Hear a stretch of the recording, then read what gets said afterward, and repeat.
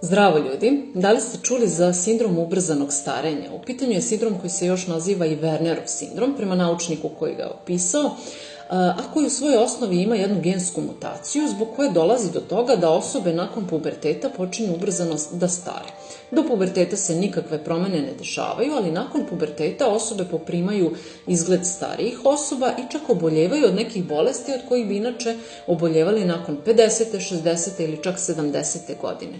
Već u ranom periodu, odmah nakon puberteta, oni dobijaju kataraktu, muškarci počinju da ćelave, dobijaju sede vlasi, zatim javlja se takozvani pticoliki izgled, dakle lice poprima izgled starijih osoba, možete videti na ovoj slici, i često oboljevaju od kardiovaskularnih bolesti još u ranom životnom dobu, kao i različitih karcinoma i tako dalje.